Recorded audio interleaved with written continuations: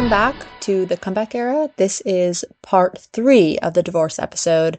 Thank you so much for listening. Don't forget to like and subscribe. And here's part 3. Enjoy. And Caden came home and put himself under the pillow on the couch and started crying. And it was because he saw them kissing at the supervised visit. And it was like, where are the adults?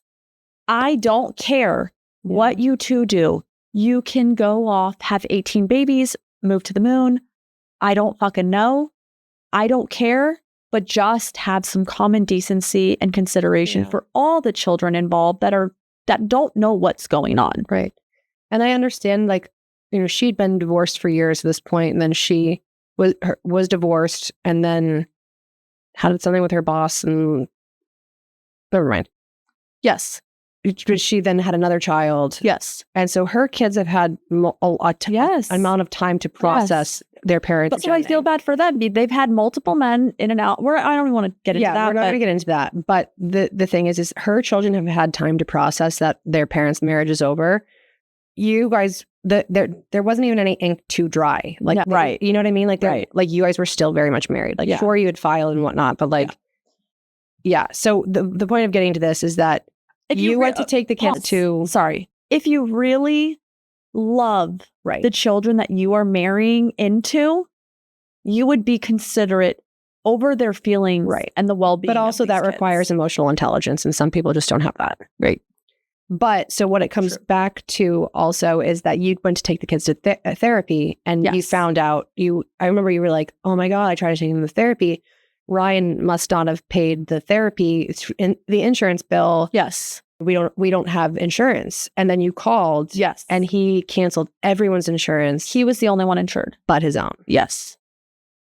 And I couldn't afford it. That for me, like, this is in the beginning when I was like, I don't really know the whole situation yet, whatever. That for me was just like this thing that stuck out in my mind. Like, what kind of monster? Like, I get him canceling your insurance. Like, fine. Like, he's mad at you. Like, whatever. Yeah. What kind of person cancels the kid? Like, and kids get sick all the time. Cancels the children's health insurance, but doesn't cancel his own. I don't know. I think that is, and it's the funny thing for me is watching him pretend to be this godly man, and I'm such a man of Jesus, and my life is healed, and I'm all good. And you're just like, what do you mean? Like, that's just not something like a true, like, good parent, man of God would do. Like, that's not the right thing to do. And I think a lot of things that, we've seen go on are him just making really, really poor choices, kind of just, I think, venomous choices, right? Like, it's like, he's trying to stick it to you. It's like,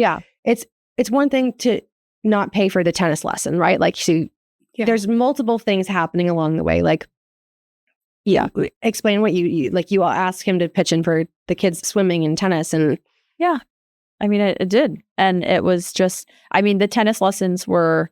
I'm trying to get the kids involved in things, get them to do things. Like, I don't like our kids just to sit there. He likes to watch movies and play video games, and I'm just not about that. Like, if I could take every TV out of my house, I would. And so I want the kids involved in these extracurricular activities, but I can't afford all of these what's things going on on my own. in their life. What's going on to have an outlet. Yeah, they have to have something, and something that they can, like, see what they're passionate about and get movement in their body and whatever. It's healthy. And so I was like, hey, like, can you help me? Or he often would be like, oh, I forgot tennis again. Like, cause I'd be like, hey, the kids have tennis. Like, the guy was there waiting for them.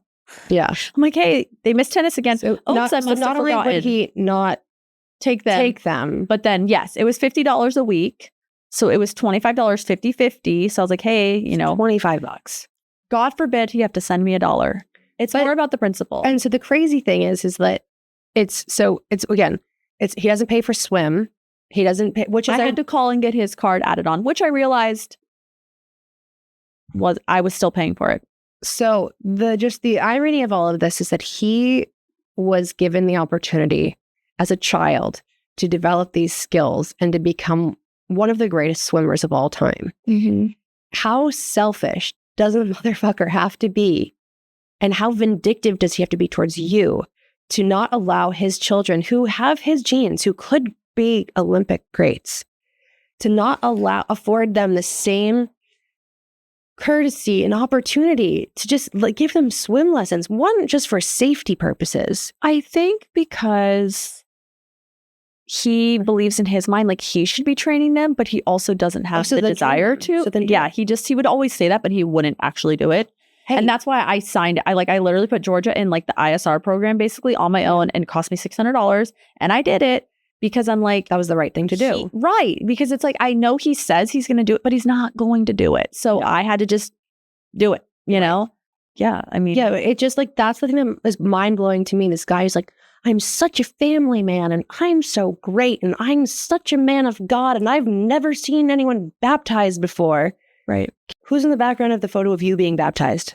Yeah, he was at my baptism and I got the kids baptized. Me, Caden, and Liv all got baptized by his stepmom's brother, who is a pastor. And I have an image of literally him going like this, like he just probably wasn't sober at the time. And his dad, stepmom, family.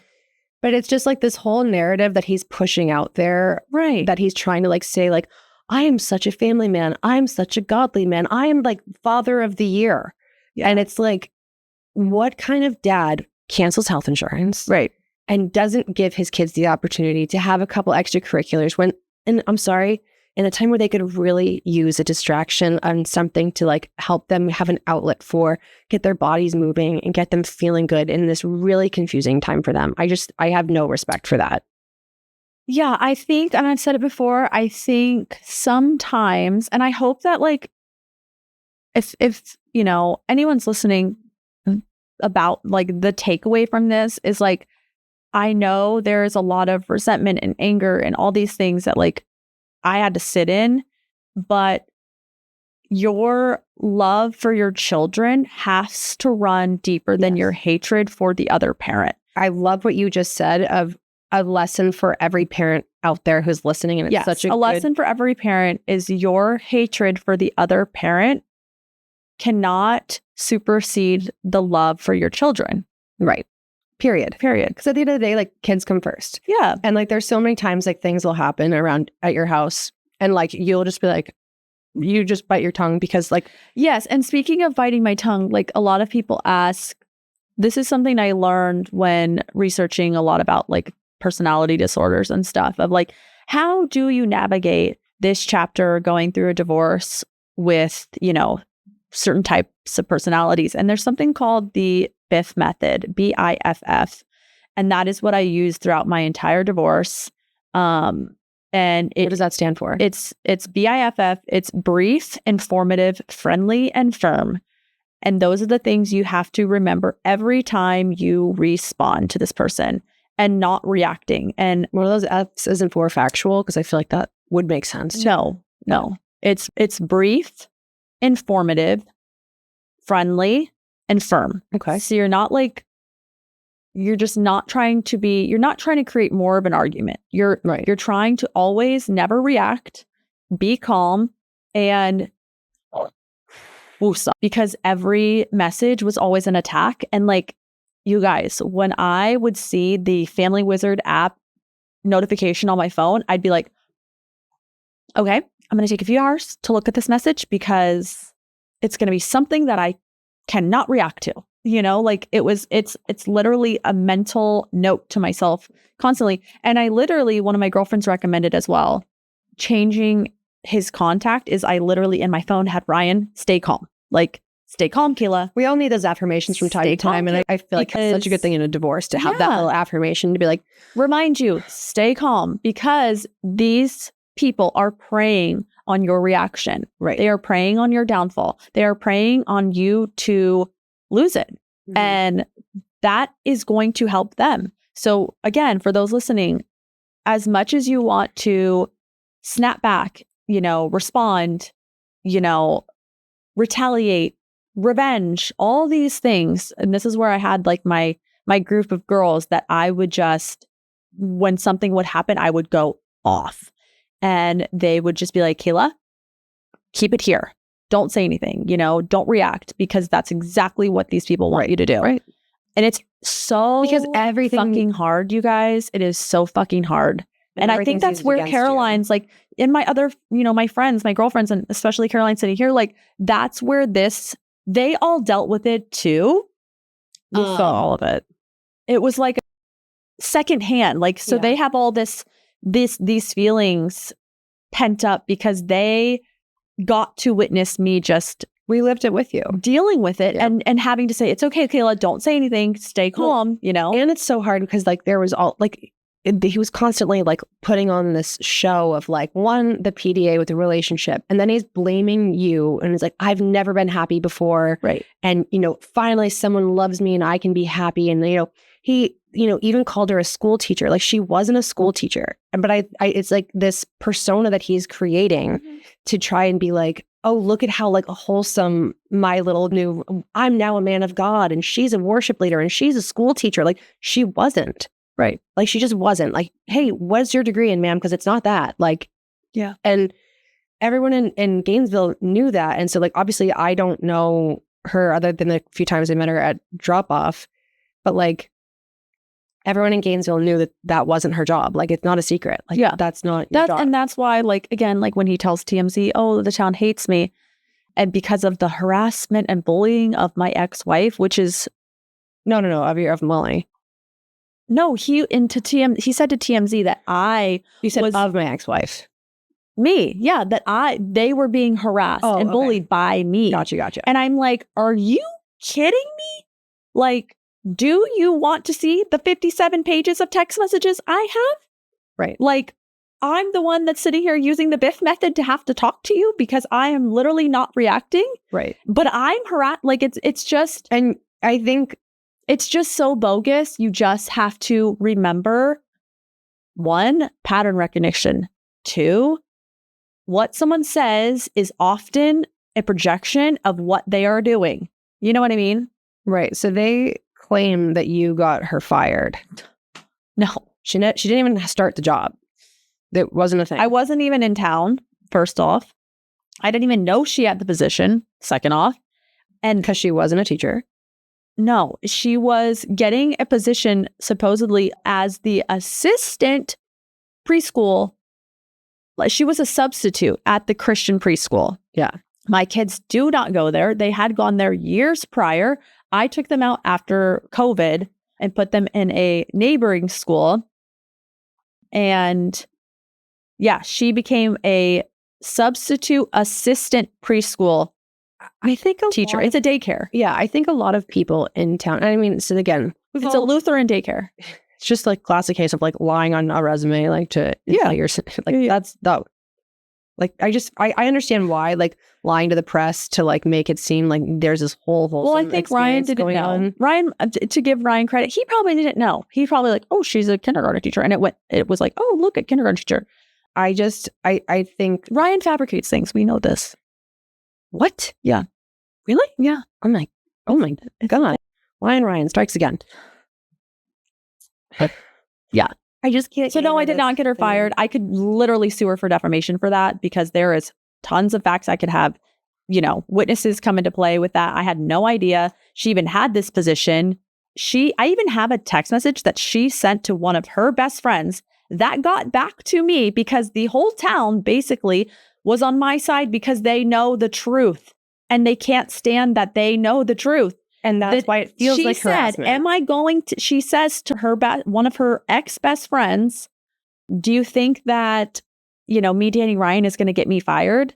And so she already had an inclination because the pastor of the school supposedly found out that she was sleeping with a married man, and it's a Lutheran preschool, and supposedly multiple parents that happened to be friends of mine complained only at the fact that they never said not to let her be a teacher or a substitute or assistant preschool teacher. They said they didn't want her in their class. They just wanted their children in the other class. So that was another kind of reason as to why they let her go. Okay, let it be known. Nobody wanted to be in her class. Yes, they were like, this isn't our morals, blah, blah, blah. But again, ask those people. I think the pattern here is just watching them kind of fabricate things for the It's just the like they press could to say try whatever and, they like, want, save and their it can image be, and, like, create So- their own story. So he went on Hannity recently. Did you watch that interview? No. I didn't either. I really feel like I kind of wish I had, just for the sake of it. But honestly, like, I get so bothered by all of it. I had I the transcript saw- ready for trial. That's all I had. I saw enough of it to be irritated. I saw like clips of it. And, I just think that this whole like little press tour that they're going on, I think it's a bad look. the thing is, it's so funny to watch him talk about his faith and to be such a godly man when I see his real actions. Like, it's like, who are you when the camera's on? Sure. But who are you when it's behind closed doors? When, like, the way that It's called integrity. Having integrity when, the cameras are off. And also, like, that is the mother of your children. Mhm. You're going to speak to her like that? And like, But that also just embodies my marriage. I was never accounted for in a way. You know what I mean? Like, I was always, how do overlooked? I- What do you how mean do not I- accounted for? You mean like like, overlooked? okay, example. I'll go back to years and years and years ago. I had just had Liv, and mind you, God, there's just so much I could say, but Ryan never had the kids more alone for more than a few hours. If I ever left town, or if he ever had to be alone for any reason, more than, I'd say, 12 hours, a family member came into town, usually his stepmom and or his dad or sister-in-law. He had never had the kids solely on his own ever. Why? He just wouldn't do it. So the kids were all, that was like for him. Like, that wasn't like you yes. being like, If I ever had to leave, I had to have someone there, because he and he asked you to like set that it was up? just a known thing that he wouldn't watch them for over a certain time, or he would call his dad and be like, So that kind of makes sense for where Molly comes into the picture for, like, instead of being a single dad, when you need someone to help you. Yeah. yeah, Yeah. that makes sense. And that also explains, like, my role in my marriage. I had a role, and that was what it was. So I want to wait. I do want to go explain this one situation, and maybe it will paint the picture a little bit too. So there was never a waking up with the baby in the middle of the night, because I said, you know what? You don't have to do that. You just focus on your dream and your goal, because it's bigger than my dreams, my goals. I'll chase my dreams later on in life. so many women. So many women do this. women And do so many this. women that are married to high professional, high achieving type of men do this. And they put their life and their stuff on the back burner, and they are okay with it. And that was me being a sacrificial wife. So you're a team player. yeah, like, it's, like, I'm partner. And so throughout, Caden never one time in the middle of the night got up ever. Okay.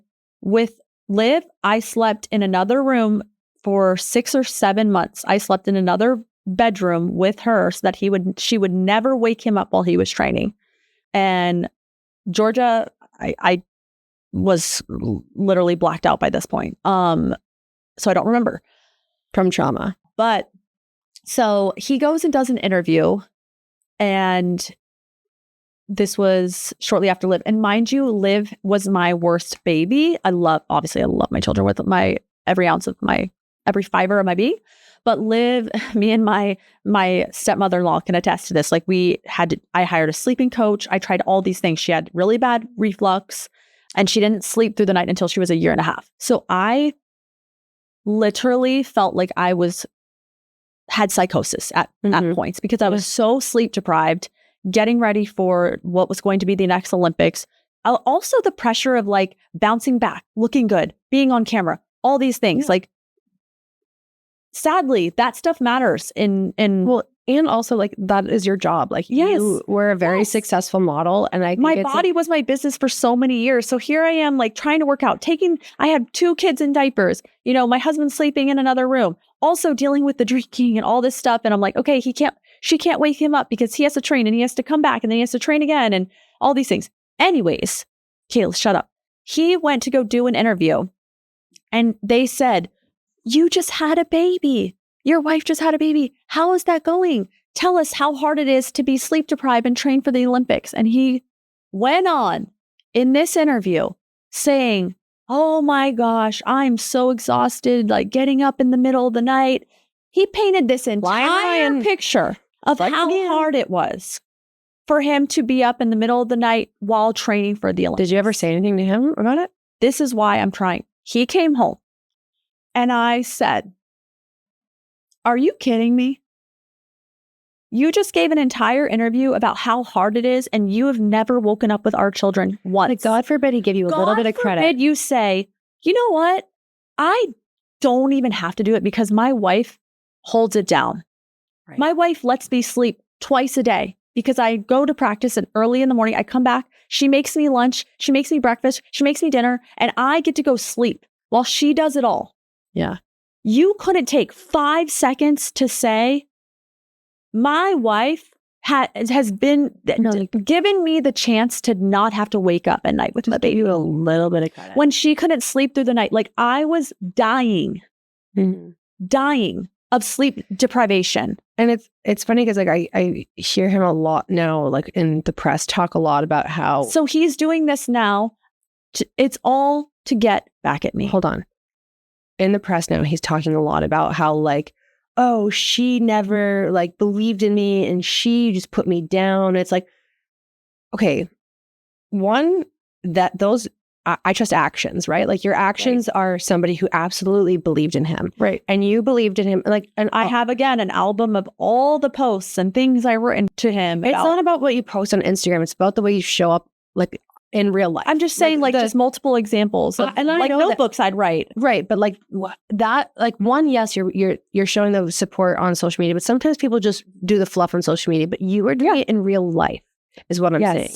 You were the one who believed in his dream. You put your dreams on the back burner. Mm-hmm. You literally like made him like when he was, you know, kind of falling off the face of the earth and like not believing in himself anymore, you fought for him to fight for his dreams. Mm-hmm. You were literally there like being like, please live up to your potential. Like, I believe in you. I'll do all this. You go get to do whatever you want to do and I'll go do all this. I'll hold it down. And so then it's crazy. You just have to show up for your business. So like all of the things that you've done for him. And this like literally breaks my heart because I see so many women do this where, because, you know, I love a gender role. I think it's great. Same. But I do think that there are some things, ladies, that we can learn from these roles. That like, I'm not saying being a mom isn't the best job in the world. If that's whatever you think is the best job, do you find great? I think being a mother is being the best job. I think that's the best job anyone can have. Mm-hmm. However, we've learned. So let's compare notes, sometimes ladies. The courts can jeopardize that. But I think the thing is like we're not being valued for that chapter of life. Totally. And the thing is like, so here he is saying all these things about like what a gold digger you are and like how you didn't believe in him and how you didn't do all these things. It's like, okay, but what they don't appreciate is that there was however many years where you didn't get to work because you were taking care of him, taking care of the home, and taking care of his children. Mm-hmm. And he knows too. Who did I reach out to? I reached out to his coach. I reached out to his strength training. I reached out to his dad. I reached out to Ed Milet. I reached out to another. You built him the whole business with Crystal. There's so many people that I got in touch with, and I'm almost like, please help me. Like, I think he's lost. I don't know what to do, but here I am taking care of our children. Like, you're carrying everything on your back. Everything, and it's like, throw me a goddamn phone. And he loves to act like, and then you're cheating on me too. And in all of his interviews, he loves to be like, I was so depressed. I was sleeping all day. It's like he's acting like you were the reason that he was depressed. Because when you can't take accountability, it's everybody else's fault. 1,000%. And I just think it's so frustrating. And I really want this to be a teaching moment for everyone who's listening. And we're going to get into a whole other episode about prenuptial agreements. Yeah, we do need to talk about and everyone thinks, I feel like in the past, like, you know, when you see like a prenup on TV or whatever, you think like, there's a stigma. You think that it's like, oh, a prenup is bad for the woman, right? Like she's not going to, whatever. She's not, you know, like the man's going to protect his money and this is bad for the woman. Right. Wrong. A prenup is simply a contract that allows you to outline the way things are going to go down. Like, I'm sorry, but women should be getting a salary to be a stay-at-home mom. Like, and if you can't do that, like however much money you're going to pay to put the kids in daycare, at the very least is what she should be getting as a salary. Yeah. There should be assets that women are able to be putting aside. And I'm not saying that like, I think your marriage is going to fail. No, I think have friends that have incredible prenups that their husbands have like laid out for them to say, listen, I want you to be okay. That's an act of love. Right. Like that is true. Not that to, is like love. you want the person to suffer. You want to like fuck Right. them over so hard that they suffer, because and when you have children together, that does not benefit the children. Right. And it's like, and so we're going to do a whole episode on prenups because I've learned a lot from watching Kayla's divorce and the way that like I didn't have a prenup. custody, she did not have a prenup. And I think that the way that the custody has gone down and the way that Ryan has completely taken advantage of her in this scenario and loves to be like, well, she's a gold digger. It's like, one, what gold? And like, two, then he literally sold the gold. Mm-hmm. And that part is crazy to me because recently he's like, while you guys were still married, sold his metals and got a lot of money and still gave you nothing. He still declined swim lessons. He still declined tennis lessons. He still refused to pay for the children's health insurance. Again, what a man of God. But so I wanted to kind of talk about these financial struggles because I did get like, my attorney would remind me to focus on the wins. Hold on. Okay. I want to dive into this because I see that a lot of women experiencing this kind of, let's call it financial abuse, right? Okay. It is in a lot of ways. It's a sense of control. So it's a way to keep you there so that you feel dependent. Right. And so your situation was next level because in your divorce, you were able to look and see his bank statements and to see how much money was actually there. Yeah, I never had access to the accounts while we were married. But part of the discovery in divorce. Yes, I did. So I think you want to talk about what we saw in there? So I think I don't know if there are multiple accounts that exist. I don't know. I guess I don't want to get into those details. But yes, do you want to talk about where some of the money was being spent? Sure. Okay, so here's your chance to lay it all out, so I shall. Yes, I understand the public version versus the real life version are two different versions, and it's extremely infuriating and frustrating.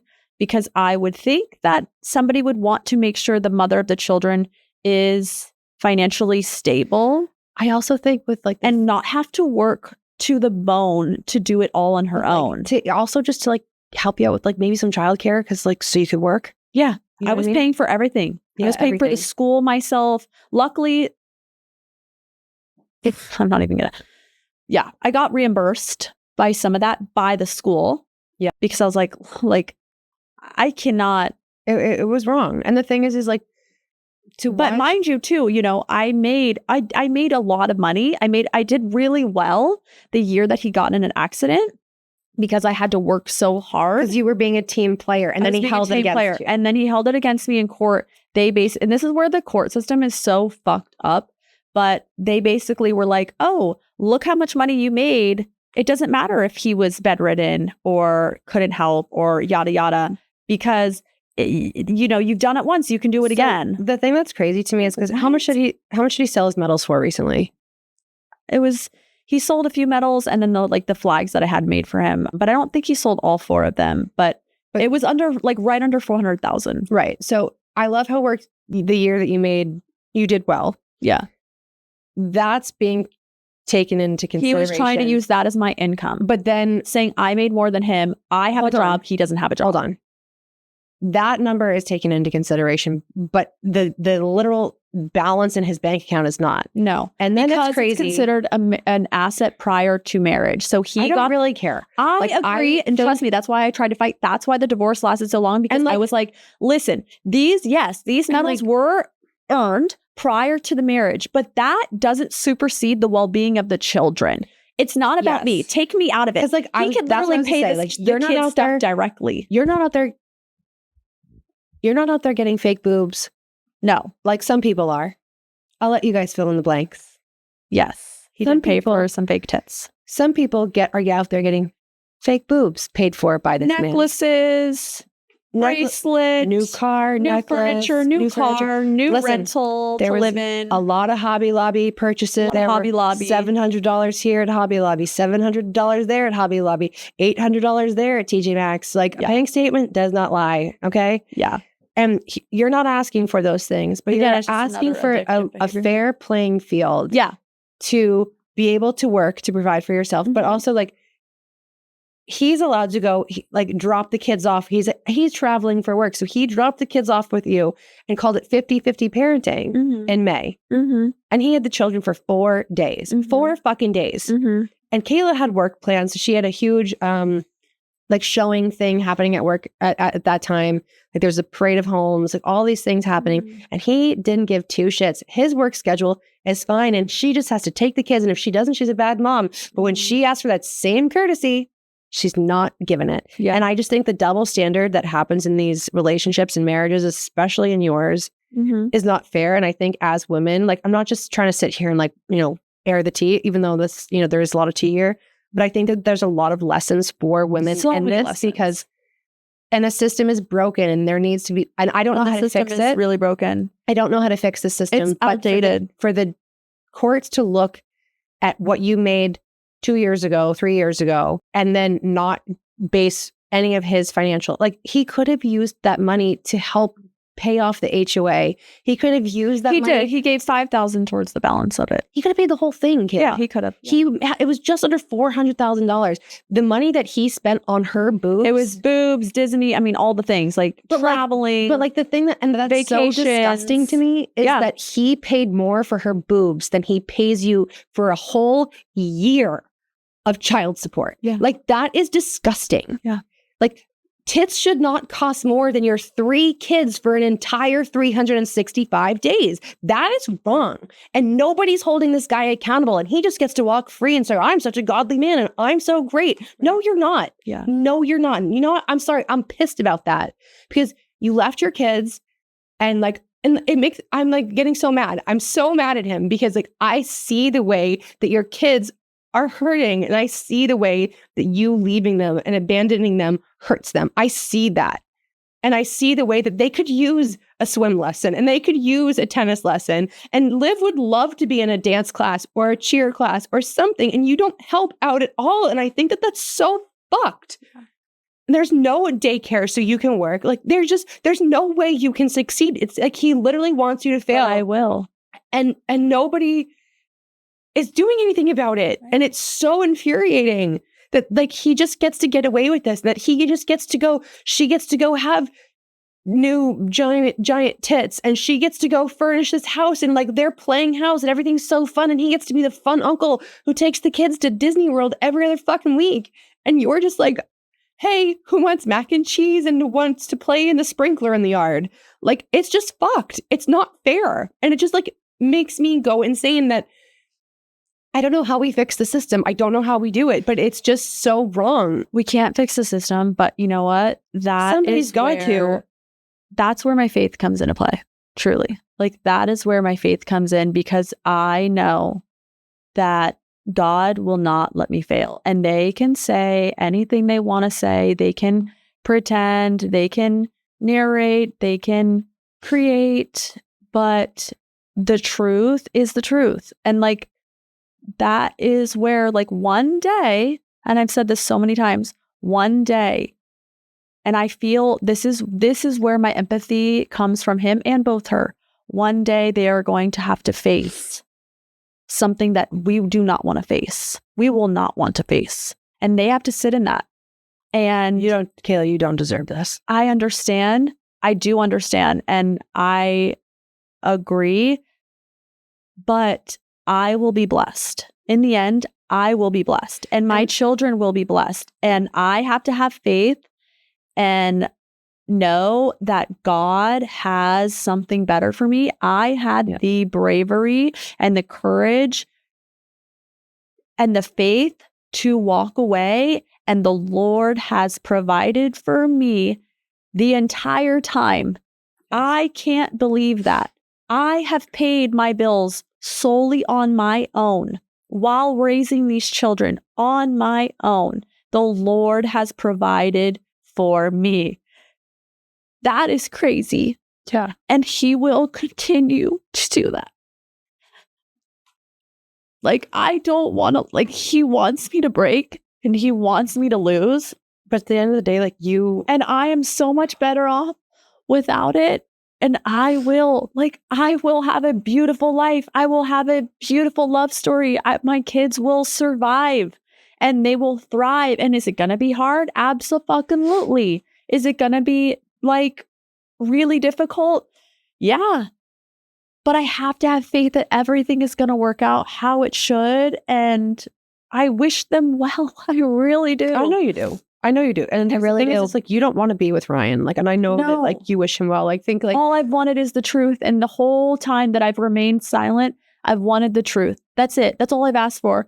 I do want him to be happy. I do want him to be successful. I know he doesn't think that, but I will let you know firsthand, like that she actually does want that for you, Ryan. I think the thing is like, and I don't want to be with him. There's nothing. I wish him well because you know why? My kids benefit in the end. My kids benefit when he does well. Yeah. My children will do well. And I want everyone to live happily ever after. I don't want to be friends, but I'm good. Like, I'm good. Yeah. And I will say this, like, if you want to do something like right, like, because I know he's watching. Hey, thanks for the views. I will say this. You can come on if you'd like. Come on. We would love to have you. Love to have you. It would be a great time to take accountability and just be like, I think the world would really respect that. Here's the thing. If you see this and you think about, you know what, I know you guys, your divorce is finalized and you think like, you don't owe Kayla anything. You do. And not even Kayla, you owe your kids. I think what you've done to your kids is you should be ashamed of yourself. I honestly think having not zero, paying what you pay is a joke. But you know what I think? If you want to do the right thing, if you really want to be a good dad and a man of God, put your kids in extracurricular activities every day. Like let them have something that they can pour into themselves the way you got to pour into yourself. Like let that be a thing. Like if you want to do the right thing, I feel like that's like, I think the kids would love that. I think that something that they can be good at and pour into themselves and give them something to be excited about. Like give them something, because really like what you're doing is just so, you should be ashamed. Like the way that you're handling this. I think it's really embarrassing and you should be embarrassed. I really do think that. So, if you want to like, I'd love for you to prove me wrong. And I would love for you to rise to the occasion and say, you know what?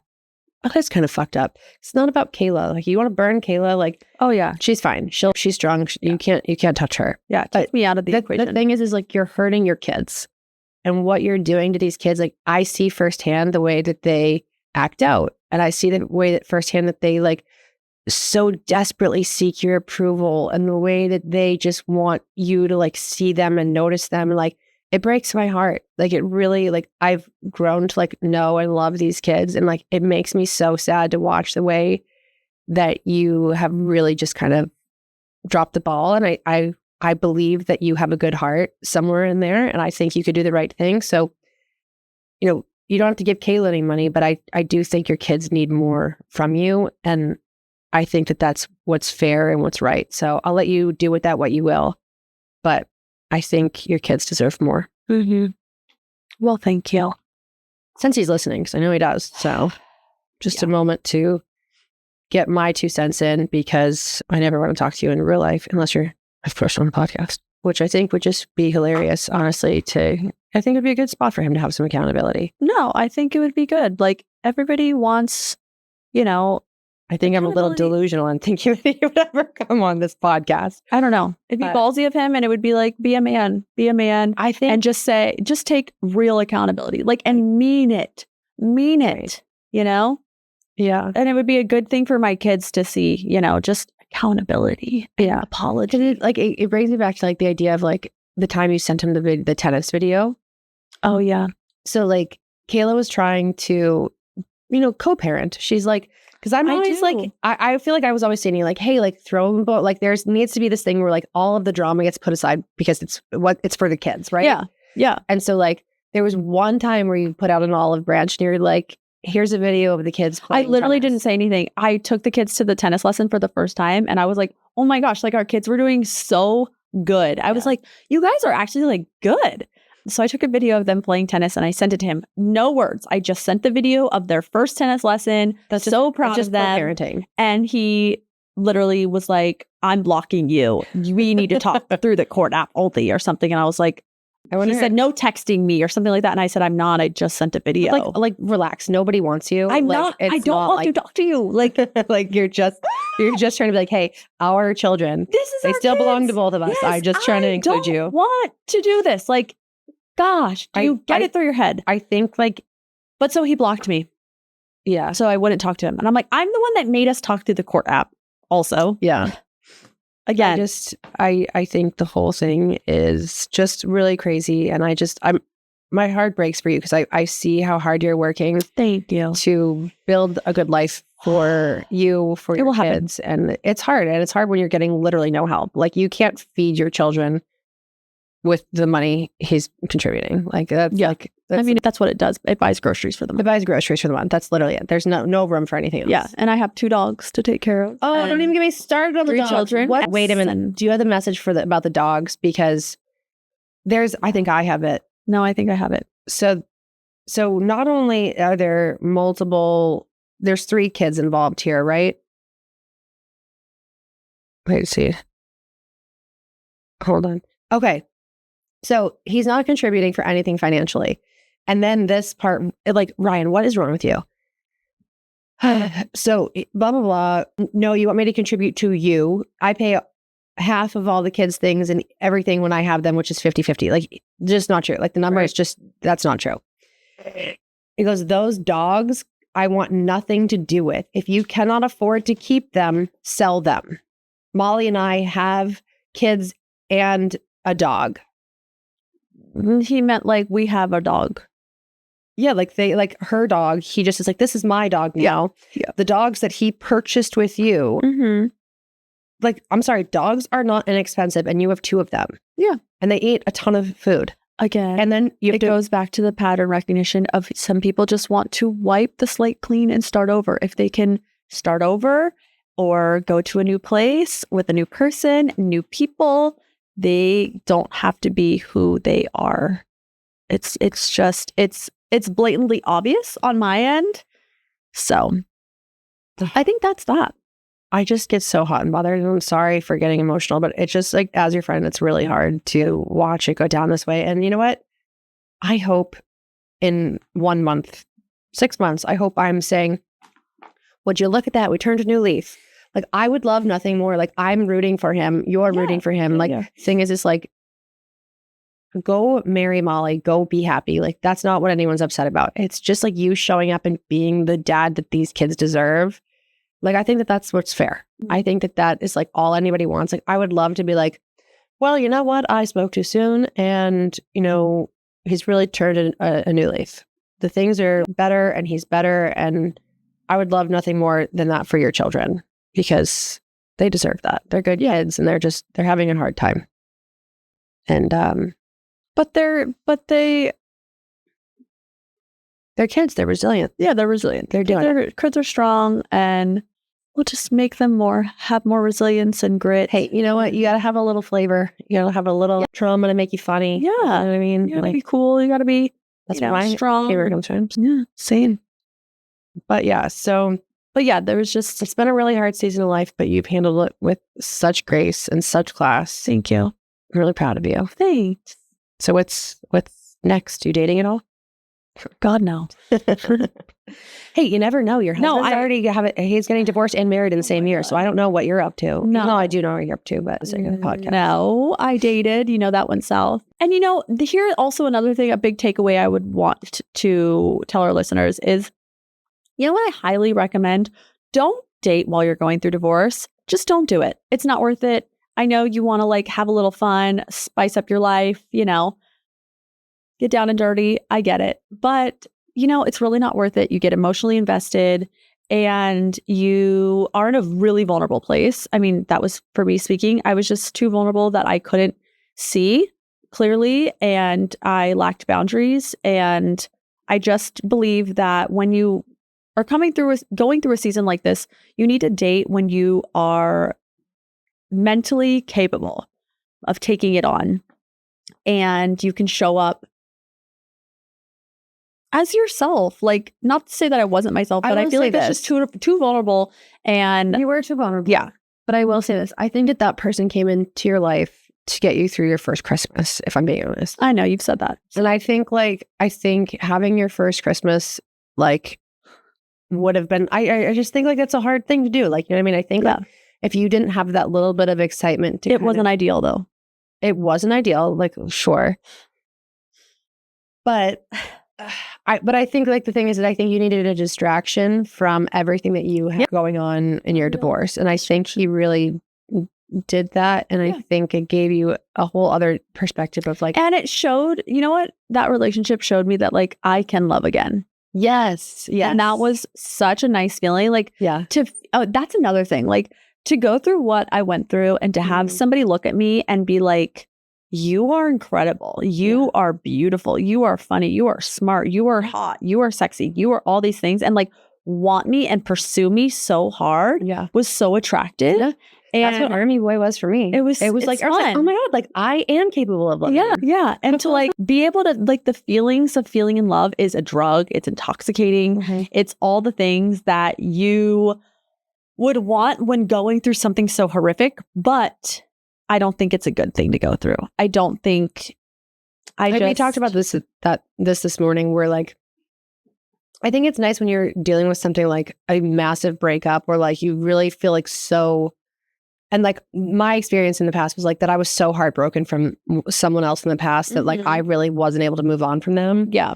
And so then, you know, I dated a few people that were just like the wrong people. And I wasn't out of love with the other person when I was dating these other people. And I think that that's why they went so poorly. I think like my abusive relationship, he probably subconsciously, because I don't even think I admitted to myself that I still loved, that I was still like in love with that other person. And I think that that's kind of probably what contributed to a lot of our issues. Right. But I think it's just like such a cool feeling to be like, I am capable of loving again, and to know that that is something that's possible. And so, such a good feeling. But yeah, we were talking this morning about how like, you know, don't just like love anybody just to love somebody, just to like fill in a blank and like in a void, and like, you know, that's not what it's supposed to be. And I did, like you saw, like I really did fall for this guy. Oh yeah. But it was just, it was too soon for a second. And it was wonderful. And it was, again, intoxicating and exhilarating. But yeah, you had too many other things going on. And like, I don't think like it just wasn't the right time. Yeah. And then you're sad about that. And like the way that, you know. Yeah, you just are too vulnerable. You're just too vulnerable. And you don't want to, it like almost set me back. Like, it's funny because I've listened to some things on TikTok where it was like, how did the situationship hurt more than my 10-year divorce? You know what I mean? Seriously. And dude, my situationship, I cried. I didn't cry that much, but I did cry. I know, I'm saying like over the span, I was a mental case. And that was like another thing, like so many people like online didn't know what I was going through. I know. That's the craziest part. Everyone thinks it's about your divorce. It's You're like nothing to do with my divorce. About him. I know. It's like it wasn't about him. Literally like not. My situationship was harder than my divorce in ways, you know? Like I totally honestly 1,000%. Like I totally felt for this I think guy. it's harder on your heart. Yeah. Your divorce was horrible from that it was like ruining your life. It was traumatic and betrayal and continuous. And then I found out so much shit after I filed. I was like, okay, you literally me? got a Hey Girl message 4 days ago. Still. And my divorce was finalized. Yeah, she literally is. It's been. Yeah, there's been a lot of women that came out of the woodworks and was like, oh, you know, I was talking to your husband while you were married. Oh, I hooked up with your husband. Like, you're doing a lot more than talking to your husband. Like, oh, I was an ex, or it's just so. Oh, I was the room service girl. Okay. Finding out so many things after I filed that's where the betrayal like hurt, and the resentment felt like, or the anger came from, and it was like they kept thinking it was about their relationship. And I'm like, I don't give a fuck about you two. Yeah. Like, I don't care. Like, I left that marriage for a reason. I'm having to deal with all the things that I thought my marriage was, and they're not. So imagine having to go through somebody you thought you were married to might not be the person you thought you were married to. And this was almost 10 years of my life. And then I have like this third party triangulation happening here. And it's like, dude, get me out of the circus. I don't want to be involved, Yep. But also while, falling in love with somebody and then getting that rug ripped out from under. You got the rug ripped out, and then you also got like a little whiplash. Yeah, like you hit your floor. Dude. But then she was like holding it all in, and I was like, God, she's gonna go insane. She's like gonna combust. I was like, so I was like, I gotta like a pressure cooker. I was like, she gotta get some steam out. She was like, so you just need to cry. So I brought her to see Wuthering Heights, and then the floodgates came open. They did. And she was not okay for like, I'm not sure if she's okay yet. No, I'm good now. Like, I am good. No, but Wuthering Heights you need a good cry. That's what you put That's where you put on. And like, I knew nothing about that movie going in except that we were going to cry. I didn't. It was so good though. It was like cathartic. But the thing is, like, I was taken down. Oh, I know. I was taken down. We were supposed to be like doing podcast stuff, and I was like, it's not the time. Caroline, I made Caroline sleep in my bed one night because I was like, will you sleep with me? She's so pathetic. I loved it. And she's like, okay. It was so cute. So Caroline has been my like emotional support animal / we just had a little slumber party. And the best was is that I woke up the next day. So I had like, when I stay at Kayla's house, like she's got a guest room, and I have like my whole own like floor and bathroom. I have my own suite, right? Like I've got a great setup. I've got a king size bed. It's like amazing. Mm-hmm. So, but she's like, can you just like, I was like, all right, fine. I just didn't want to be alone. I get that. I think women should never stop having slumber parties with their friends. Like, I fully intend to have slumber parties for the rest of my life. I just think that having a giggle sesh with the girls is just like so funny and so needed for your soul. Right. But I wake up the next morning and I'm like, it's early. And I'm like, where is she? And she went outside to go cry because she didn't wake me up. Yeah. And so she's outside, just like, I see her just sobbing into a towel. I was. And I just like sat up and I was like, what's she doing? I was like, oh, she's crying. I was like, she's like, okay. And I just went back to bed. And that is when I made the post about like the Lord was pruning me. Because that is also, we were finishing our Bible study about being pruned. Yeah. And it was just like all these things had come full circle. And, I lost my grandpa months prior while going through the divorce and stuff. So it's like, I like could hear my grandpa. Like, I just wanted to call him because he would give me like these random little like life tidbit advice. And it's like, this man that put me on this pedestal then made me feel so worthless in the span of 3 months. And I sat there and in my backyard, and I just sobbed, and I literally like was just like, fuck, life is so fucking hard, Yeah, it was just a moment of weakness. It's one of those things that like those situationships like hit you, like they hit you. It's like a left hook. Because I was sincere and genuine, and I just don't know if that person's actions were sincere and genuine. I do think that they were. I do think like, and sometimes sometimes people can be good people and just not your people, you know? Yeah. And so like, there's also things where I didn't like whatever, but like, he was a chapter that was meant to happen to like, whatever this whole season of life was for you, man, you got really like God just like said, let's crack her open and fix it. Literally. And whatever. And all literally. So I do really feel like you finally have turned the corner. I think like your divorce was like kind of like the shedding of your old self. And I think you've like kind of, all the pruning has happened, right? And now you're ready to, you stayed faithful. And, I think like a lot of good things are coming for you. So I agree. Very exciting. I agree. Life is getting so exciting now. And there's so much to look forward to. And I'm so excited that like, we get this entire new chapter of life to like look out on and I keep saying to myself, like, one of my little mantras right now is that some of the best things haven't even happened yet. Yeah. Like, how exciting. That's the best. When you're like, oh, all these fun things I still have to look forward And if there's to. like 2 best friend guys out there oh yeah, that are brothers listening, maybe? Brothers? or if you have anybody, if you want to be a matchmaker and set me and Caroline up, we would actually really Go for welcome that, because I'm not really into dating apps. Like, it's just not, I hate. And I go on and it's like, I get these messages and I'm like, no, I literally never respond to them because I'm just so like unimpressed by, hey, like say something better than hey. Yeah. Like literally anything else. Like ask any question at all. Like, please. Like I gave I gave a guy my number the other day and he messaged me and like, I never responded. And I was like, no, it's good. I can't, like, I don't.